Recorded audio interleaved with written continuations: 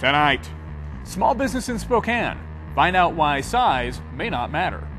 Also, economic development in Spokane. Learn how fall is becoming the new spring. And finally, there are now more direct flights out of Spokane to all parts of the country. Sorry, you're gonna have to go home for the holidays. First time with us? Don't worry, I am a trained professional. This is the Acceleration Report.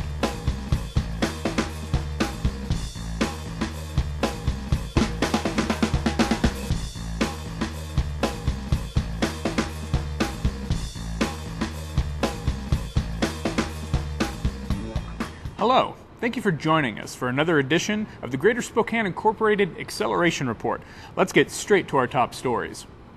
Nearly 500 high school and college students attended the Career Fair and Trade Show this week to learn about jobs and careers from 85 regional businesses. This was a great opportunity for students and businesses alike. The City of Cheney's Technology Park received a funding boost recently. Greater Spokane Incorporated, working in conjunction with the City of Cheney, helped win a $1.4 million federal grant to fund the technology park. A $36 million regional reserve center is under construction at Fairchild Air Force Base, home to 5,000 military and civilian personnel. This will help centralize Army and National Guard training and other activities.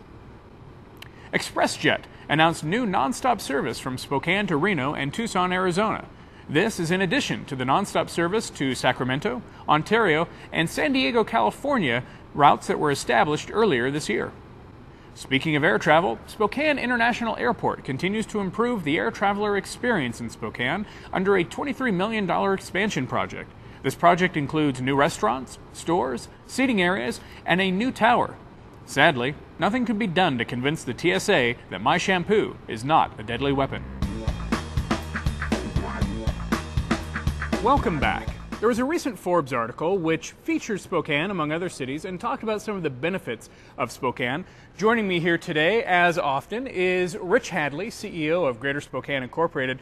Rich, what kinds of results are we seeing in economic development in our area?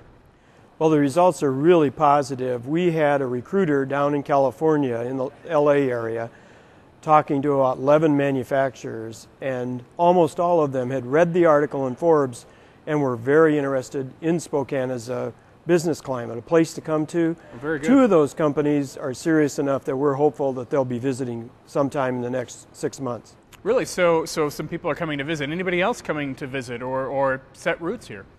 Well, yes. In fact, on Friday we're meeting with a company. It's a Seattle manufacturer. We're having lunch with them, and they're going to be making an announcement within about 30 days of bringing a new manufacturing facility to Spokane that will employ about 75 to 90 people.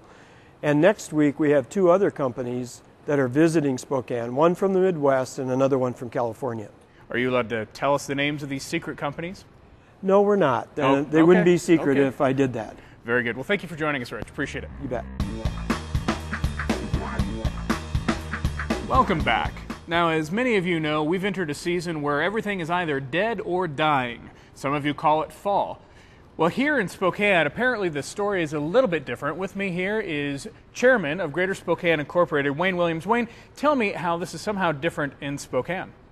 Well, I think for us it's fertile and ripe ground. Spokane has been a great place for people to start businesses or kind of from the ground up or move here into this region to start small, successful entrepreneurial businesses. Okay, so what are some examples of these businesses? Well, we've had businesses like Haskin Steel, who's been around a long time in this area, Nighthawk Radiology, the Next IT, which is in kind of defense and artificial intelligence contracting, as well as Maplewood Software. So did these just kind of happen, or did Greater Spokane Incorporated have anything to do with that? Well, you know, entrepreneurial businesses get started because people like to take risk. They invest. This is a great place because you can invest. You've got a great quality of life outside as well as inside, and a great resource to tap into new entrepreneurial and creative thinking employees. And all of the companies I just listed started there. But Greater Spokane Incorporated has done things to kind of invest in current small businesses. 75% of the businesses in Spokane are 25 employees or less, and we've Really? put resources in place to address them. That's about national average, correct? It is, and so Spokane's not too different than the national average. But we have contract biz, which is really a focus on procurement contracting for small businesses that are out there to get federal contracts. We also work with Biz Street, which is a group that we sponsor internally to set up services for these entrepreneurial startup businesses so that they can grow, because our goal is to see them grow to become large businesses out of the Spokane region. Well, then it sounds like despite the season, we are actually seeing some amount of growth then. We are, and it's very exciting. All right, well, thank you for joining us. Thank you.